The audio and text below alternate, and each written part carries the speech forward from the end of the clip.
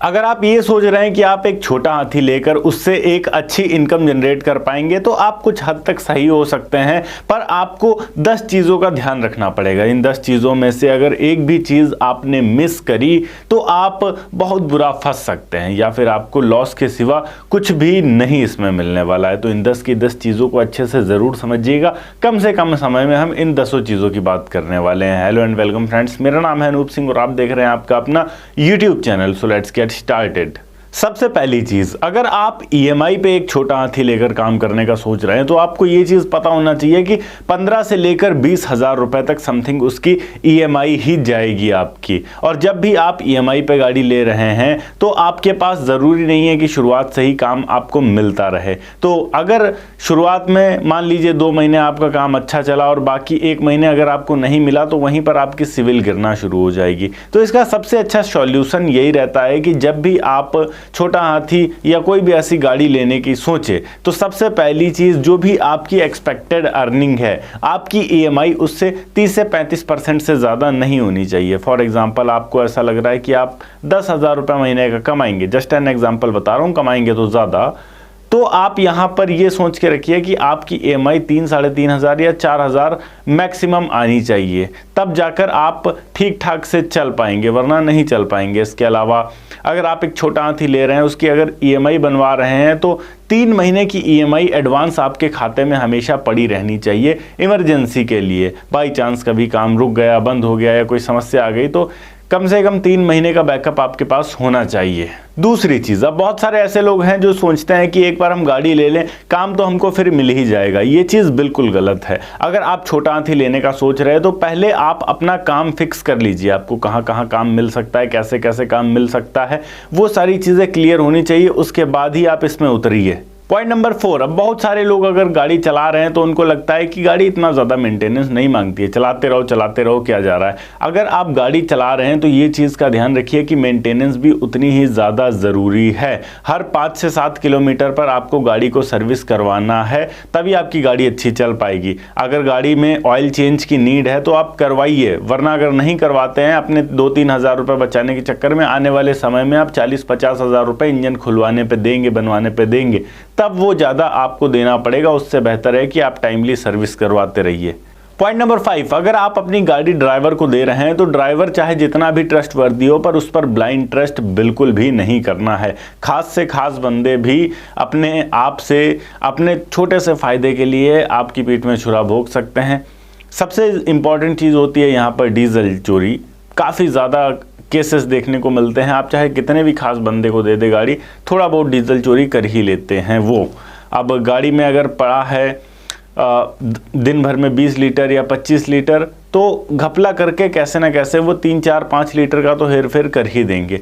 तो इसका सबसे बेस्ट सॉल्यूशन ये है कि आप मीटर जो भी है आपका ओडोमीटर, उसको रेगुलर चेक करिए कितना चला है। उस हिसाब से जो ऑयल स्लिप है टंकी की, उसको मैच करिए, देखिए क्या फिक्स बैठ रहा है या फिर नहीं बैठ रहा है।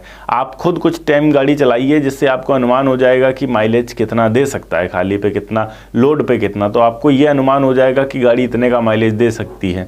अगर थोड़ा सा भी घपला आपको पर्ची में भी लगे तो आप डायरेक्ट उससे पूछ सकते हैं कि मैंने तो गाड़ी चलाई है, मेरे चलाने पे तो इस हिसाब का एवरेज आ रहा है और तुम्हारा एवरेज ऐसा लग रहा है। क्वेश्चन ज़रूर करिए, ड्राइवर चाहे कितना भी खास हो, और जीपीएस लगवाना तो बिल्कुल मत भूलिए।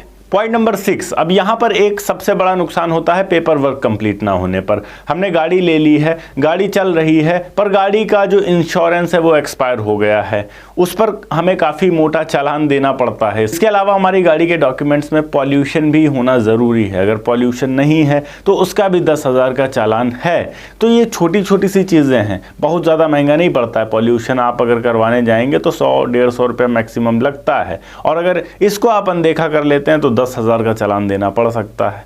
इसलिए पेपर वर्क से हमेशा गाड़ी को कंप्लीट रखिए, वरना जो आप कमाएंगे वो आप उसी में दे देंगे। पॉइंट नंबर 7, अब बहुत सारे ऐसे मेरे मित्र हैं जो छोटा हाथी लेने से पहले ही एक्सपेक्ट कर लेते हैं कि हम 70,000, 80,000, 1 लाख रुपए महीने का कमा ही लेंगे आसानी से।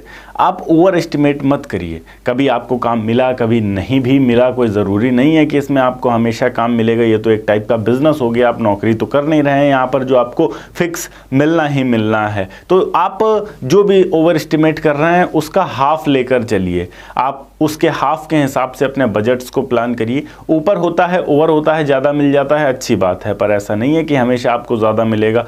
कई बार महीने में 8-10 दिन आपकी गाड़ी खड़ी भी रह सकती है, तो आपकी अर्निंग कम भी जा सकती है। तो आपका जो बजट है, जितना आप सोच कर चल रहे हैं उसका हाफ रखिए और उसमें अपने बजट को प्लान करिए, तब थोड़ा आप अच्छे से बचा पाएंगे और काम चला पाएंगे अपना। पॉइंट नंबर 8, अब सिंगल क्लाइंट पर आपको कभी भी डिपेंड नहीं रहना है। फॉर एग्जांपल, आपने अपना छोटा हाथी किसी शॉप में लगाया हुआ है या किसी मंडी में लगाया हुआ है, मंडी का माल आता है जाता है, आलू की बोरियां आती हैं, आलू के कट्टे आते हैं फॉर एग्जाम्पल, और उनको आपको दुकानों तक पहुँचाना होता है। उससे आपको अच्छी खासी अर्निंग होती है। कल को वो बंद हो जाती है, आड़त या दुकान बंद हो जाती है, तो वहाँ आपका काम पूरी तरीके से ठप हो जाएगा। तो इसका सबसे बेस्ट सॉल्यूशन ये रहता है कि आप 3-4 जगह पर काम देख कर रखें। आप कोरियर वालों के पास भी काम देख कर रखें, आप मंडी में भी काम देख कर रखें, आप दुकानों में भी काम देख कर रखें। अगर इधर से बंद होता है तो उधर मेरे पास ऑप्शन है, मुझे बहुत ज़्यादा भटकना नहीं पड़ेगा। इसके अलावा ट्रांसपोर्टर्स से बात करके रखिए, ट्रांसपोर्टर्स के थ्रू आपको काफ़ी अच्छा काम मिल जाता है। और आज के टाइम में कई सारे बड़े शहरों में पोर्टर ऐप भी चलता है, तो आप पोर्टर के साथ भी कनेक्ट रह सकते हैं, वहाँ से भी आपको अच्छा काम मिलता रहेगा।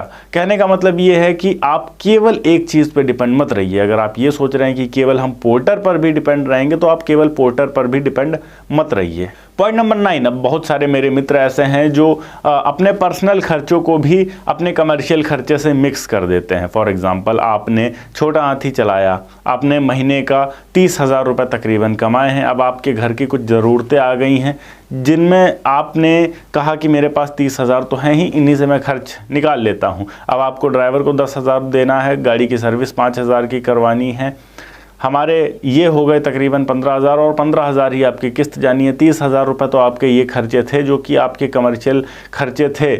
इसको अलग रखना था अपने घर के खर्चों से, पर आपने एक ही में मिक्स कर दिया। आप अपने घर के खर्चे जब ऊपर का आप कमा ले 30,000 से, तब उससे करें। जब तक 30,000 आपके पास कलेक्ट नहीं हो जाते महीने के, तब तक आप उससे बिल्कुल भी पैसे ना निकालें। ऐसा अपना एक अलग अकाउंट बना कर रख लीजिए, तब जाकर आप ठीक ठाक से अपने बिजनेस को रन कर पाएंगे। एंड पॉइंट नंबर 10, अब जो भी गाड़ी आप ले रहे हैं, उसका जो भी इंश्योरेंस करवा रहे हैं, उसमें आप ये चीज़ ध्यान रखिए कि फर्स्ट पार्टी इंश्योरेंस है, थर्ड पार्टी इंश्योरेंस है या ज़ीरो डेप्थ का इंश्योरेंस है, और वो इंश्योरेंस कैसे क्लेम होगा, किन किन चीज़ों पर क्लेम होगा, ये सारी की सारी चीज़ें आपको पता होनी चाहिए। क्योंकि सड़क पर चलने वाली चीज़ है, अगर रेगुलर आप चलाएंगे, कमर्शियल बेसिस पे चलाएंगे, तो एक्सीडेंट होना भी आम बात है। और अगर एक्सीडेंट हुआ, आपकी गाड़ी डैमेज हुई, तो आपको पता होना चाहिए कि किस किस तरीके से डैमेज क्लेम हो सकता है, और आप उस हिसाब से चलिए। अगर आपको ये सारी चीज़ें नहीं पता होंगी, तो कई बार आपको अपनी जेब से पैसे देने पड़ सकते हैं, जो आपके पूरे बजट को बिगाड़ के रख सकता है। तो इन सब चीज़ों का अगर आप ध्यान रख के चलेंगे, तो आप छोटा हाथी से बहुत अच्छा पैसा कमा सकते हैं और अच्छी अर्निंग निकाल सकते हैं। EMI एक बार क्लियर कर देने के बाद आप अच्छी अर्निंग कर सकते हैं। अगर आप EMI वगैरह के झंझट में नहीं पड़ना चाहते हैं, शुरू से अच्छी अर्निंग करना चाहते हैं, तो कोई ठीक ठाक सी अच्छी गाड़ी चलती हुई सेकेंड हैंड ले सकते हैं, जैसा कि मैंने इससे पहले वीडियो में बताई है। लगभग आज से 3 साल पहले वो वीडियो हमने अपलोड करी थी। आप लोगों का बहुत ज़्यादा प्यार देखने को मिला है, और उसी से रिलेटेड बहुत सारे लोग उन वीडियो के कमेंट में कह रहे थे कि ऐसा नहीं है कि सिर्फ अच्छाई ही अच्छाई है, बुराइयां भी होती हैं। हर काम के, हर सिक्के के 2 पहलू होते हैं। इसी तरीके से छोटा हाथी बिजनेस में भी कुछ स्ट्रगल देखने को मिलते हैं, पर ओवरऑल अगर आप अच्छे से काम करते हैं तो काफ़ी अच्छी अर्निंग कर सकते हैं। ओके गाइस, ये थी एक छोटी सी वीडियो कि किस तरीके से आप छोटा हाथी के बिजनेस को कर सकते हैं और इनमें कौन कौन सी 10 समस्याएं आती हैं जिनसे आपको बच के रहना है। अगर वीडियो अच्छी लगी हो तो वीडियो को लाइक करके चैनल को सब्सक्राइब जरूर कर दीजिएगा। मैं मिलता हूं आपको नेक्स्ट वीडियो में एक नए टॉपिक के साथ। तब तक के लिए जय हिंद, वंदे मातरम।